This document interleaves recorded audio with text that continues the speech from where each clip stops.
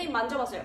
복부 딱딱해요. 잘 써요. 복사근도 잘 쓰고 납작하고 잘한 것 같은데 뭔가 지금 허리가 불편하다고 하세요. 심부코어가 제대로 활성화되지 않았구나 라고 이해를 해볼 수가 있어요.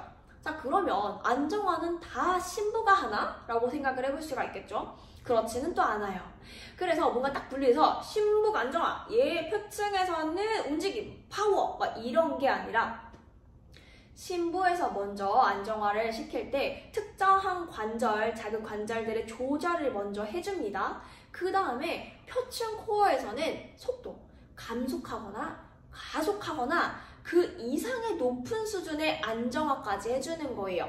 예를 들어서 어떤 회원님이 딱 납작하게 만들었는데 올라오거나 내려갈 때도 뿅 떨어져요. 그러면 힘이 없구나 라고 그냥 간단하게 생각을 해볼 수도 있겠지만 감속과 가속이 되지 않는 걸 보니 표층 코어에서 활성화가 떨어질 수도 있겠구나. 그러니까 항상 천천히 하는 거는 돼요. 근데 갑자기 빨리 하거나 아니 잘 빨리 하는 건데는 천천히가 안 돼요. 표층 코어 활성화가 잘 되지 않는구나 라고 이해를 해볼 수가 있어요. 그래서 무조건 안정화는 심층 코어라고 이해하실 필요는 없습니다. 이렇게 되니 더 헷갈리시나요 혹시? 자, 그러면 우리 토테 기본 동작이니까 수파인 토테 누워서 다리를 하나씩 들었다가 내리는 동작으로 한번 생각을 해볼까요?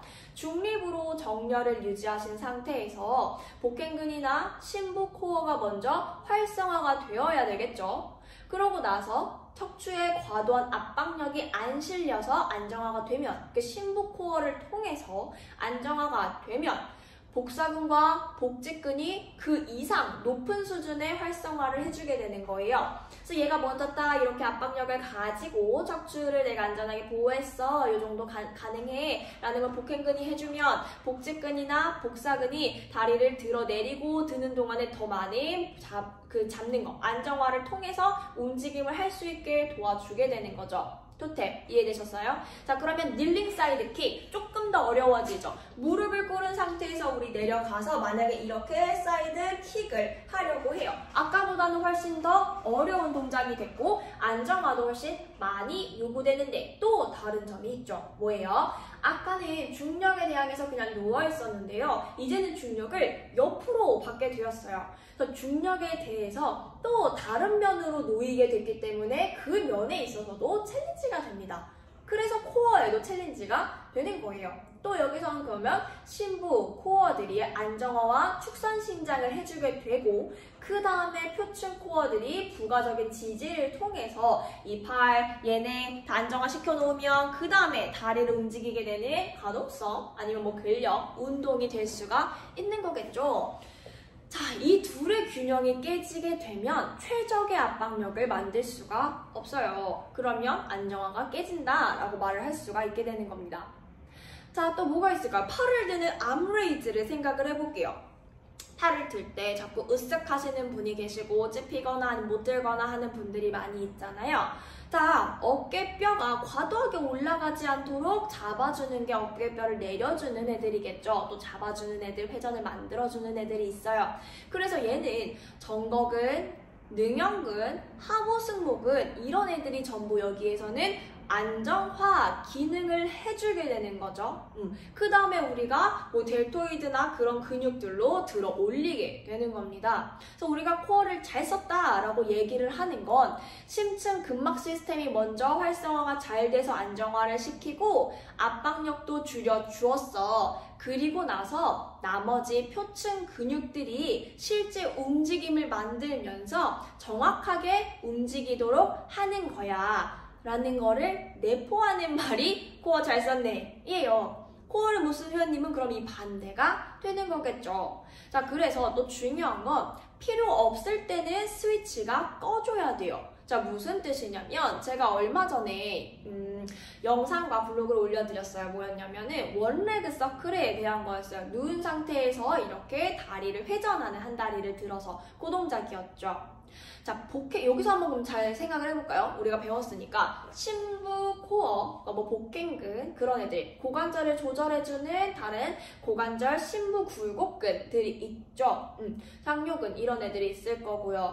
또 우리가 하체도 잡아주고 있으니 또 우리 심부에 있는 고관절 뭐 외전근이나 내전근들도 얘기를 할 수가 있어요. 근데 우리는 여기서 그냥 심부 코어라고 한번 생각을 해볼 거예요.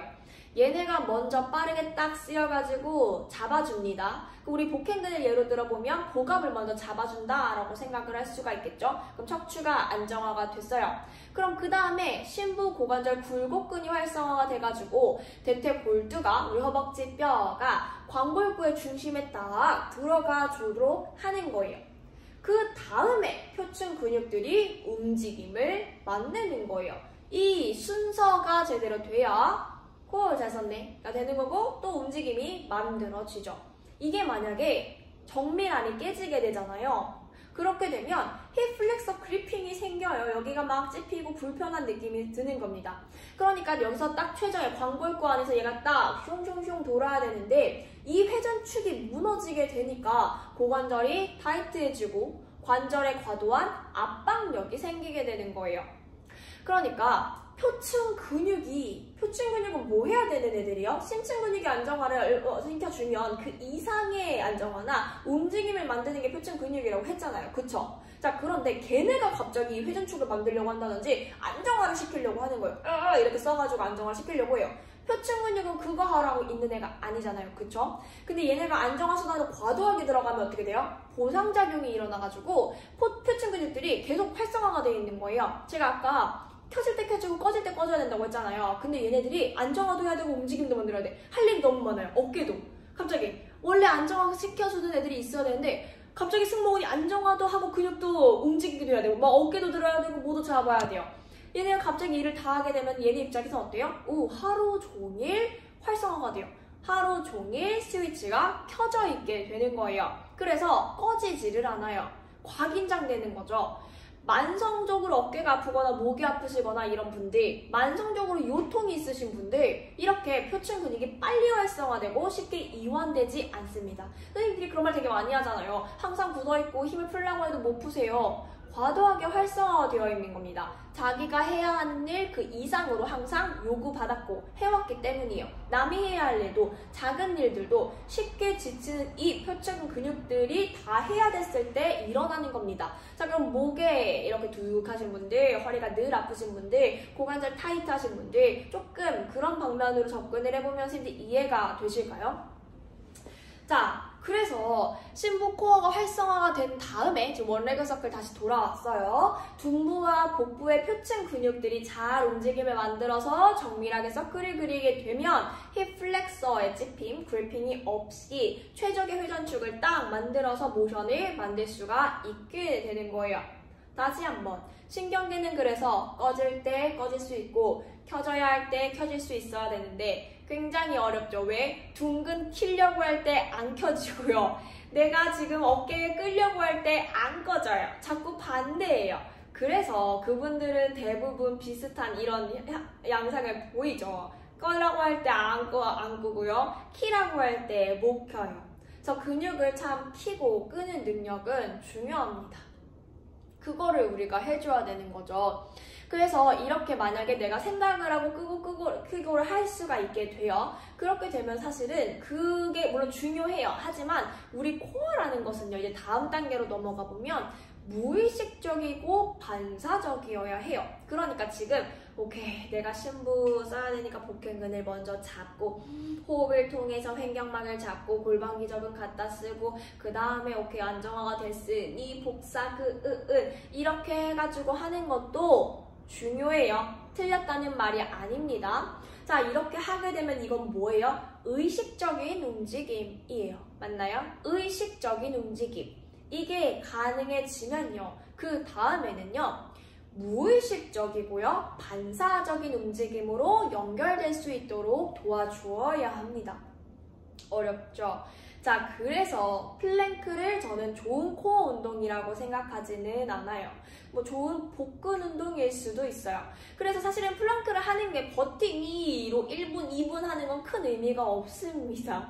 근데 그런 의미는 있겠죠. 우리가 복근 편에서 다뤘는데 플랭크가 뭐였어요? 꺼지려고 하는 거 안티신전에 대한 운동이었죠. 안티신전 누가 하는 거라고 했어요? 복근이 하는 거라고 했어요. 복근 단련 근지구력 2분 챌린지라고 생각하면 오케이 인정. 자, 근데 코어 운동이에요 라고 한다면 저는 플랭크가 좋은 코어 운동일까? 조금 의구심이 듭니다. 자, 왜 무의식적이고 반사적인 것까지 이끌어 가야 하는데 플랭크를 버티잖아요. 그럼 괜찮아요. 버티는 것도 괜찮아요. 그게 문제가 있다는 게 아닌데, 자, 나이가 플랭크에서 1분 버티기를 잘하면요, 이 모양으로 1분 버티기를 잘하게 되는 거예요. 자, 무슨 뜻이냐면 이 모양으로 1분 버티기를 잘하게 되면요, 걸어다니면서 내가 샥샥샥 부드럽게 걸어다니고 요통 없이 걸어다니고 잘 뛰고 하는 거 연결이 되지는 않아요. 타스크 스페시픽 기억나시나요? 우리는 연습한 것만 잘합니다. 그래서 플랭크 연습 열심히 하면요, 플랭크 잘하게 되는 거예요. 그래서 필라테스에서 굉장히 다양한 움직임을 계속한다고 했잖아요. 얘는 잡아놓고 팔 움직일 수 있니? 팔 움직일 수 있니? 팔 움직일 수 있니? 다 움직일 수 있네. 자, 그러면은 내가 팔 움직일 때마다 허리가 아픈 게 없어지겠네. 나는 안전하네. 자, 내가 누운 상태에서 다리 움직일 수 있니? 선 상태에서 다리 움직일 수 있니? 옆으로 누워서 다리 움직일 수 있니? 서클 가능하니? 다 되네. 나는 어떤 상황에서도 다리를 움직여도 통증이 없을 수가 있네. 코어 안정화 가능하네. 이거를 가르쳐주는 거라고 했죠. 플랭크. 지금도 마음에 드시나요? 하지 말라는 게 아닙니다. 목적이 뭔지를 생각을 해야 한다는 거예요. 자, 그러면 자, 이렇게 무의식적이고 반사적인 코어는 어떻게 또 강화하지? 또 고민이 생기죠. 자, 일단 고유 수용성 감각은 많이